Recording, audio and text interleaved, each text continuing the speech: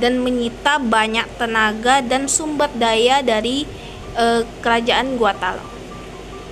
Meskipun menghadapi kekuatan yang jauh lebih besar, Sultan Hasanuddin dan rakyatnya tidak pernah menyerah. Semangat juang yang ada pada diri mereka menjadi inspirasi bagi generasi selanjutnya.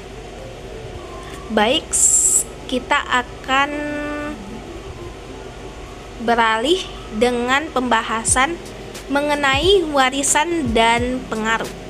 Yang pertama itu adalah pahlawan nasional. Sultan Hasanuddin ini diakui sebagai pahlawan nasional Indonesia. Yang kedua, adanya simbol perlawanan. Beliau menjadi simbol perlawanan terhadap penjajahan dan semangat nasionalisme.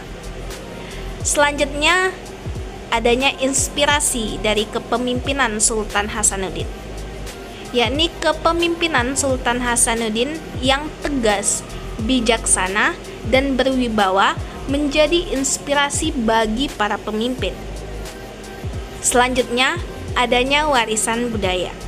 Nilai-nilai luhur yang ditanamkan oleh Sultan Hasanuddin seperti keberanian, kejujuran, semangat gotong royong yang masih sangat relevan hingga saat ini. Nah, mengapa sih Sultan Hasanuddin itu begitu sangat penting? Yakni yang pertama itu yang menjadi alasannya bahwa Sultan Hasanuddin itu sangat penting. Yang pertama, perjuangan kemerdekaan. Beliau adalah salah satu tokoh yang paling awal memperjuangkan kemerdekaan Indonesia. Yang kedua itu karena kepemimpinannya yang kuat. Dengan kepemimpinannya yang kuat dan visioner, membawa kerajaan Gua Talok mencapai kejayaan. Selanjutnya, adanya semangat nasionalisme. Dengan semangat juangnya telah menginspirasi banyak generasi untuk terus berjuang demi bangsa dan negara. Selanjutnya, pembahasan tentang pesan moral. Pesan moral yang dapat kita ambil dari kisah Sultan Hasanuddin mengajarkan kita tentang pentingnya. Yang pertama itu keberanian. Tidak takut untuk menghadapi tantangan dan kesulitan. Yang kedua itu kepemimpinan. Mampu memimpin dan mengayomi rakyatnya. Selanjutnya itu persatuan. Bersatu padu dalam menghadapi musuh bersama. Yang terakhir yakni adanya cinta tanah air, yakni mencintai tanah air dan bangsanya.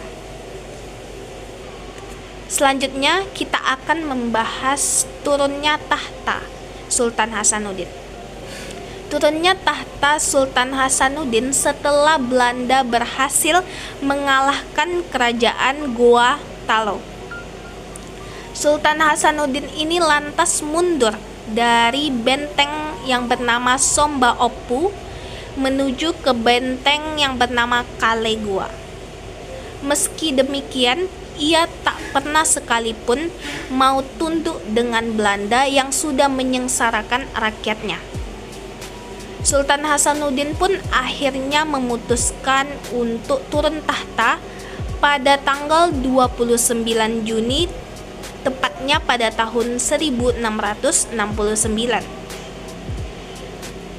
Imapa Somba Daenguraga yang bergelar Sultan Amir Hamzah lalu ditunjuk untuk menggantikan posisi dari Sultan Hasanuddin.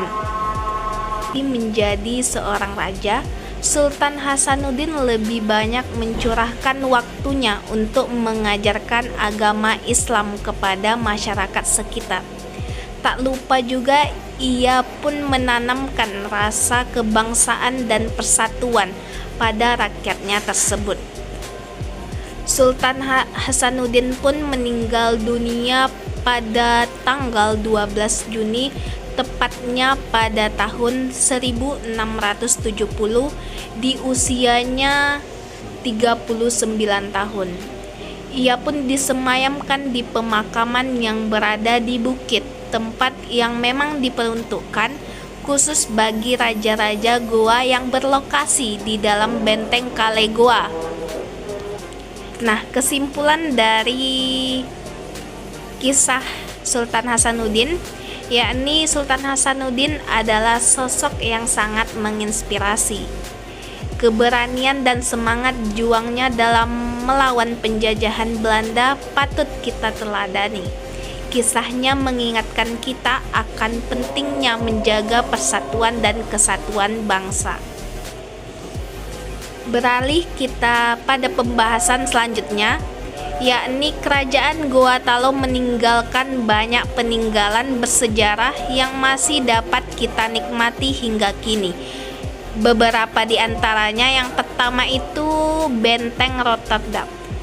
Benteng ini menjadi bisu dari pertempuran sengit antara Kerajaan Goa Talo dan VOC. Yang kedua ada Benteng Sombaopu yang dibangun pada abad ke-16 dan merupakan pusat pemerintahan Kerajaan Goa Talo sebelum akhirnya dipindahkan ke Benteng Rotterdam. Selanjutnya Bala Lompoa. Bala Lompoa ini adalah istana dari raja-raja Goa Talo. Selanjutnya ada Masjid Katangka. Ini merupakan masjid tertua di Sulawesi Selatan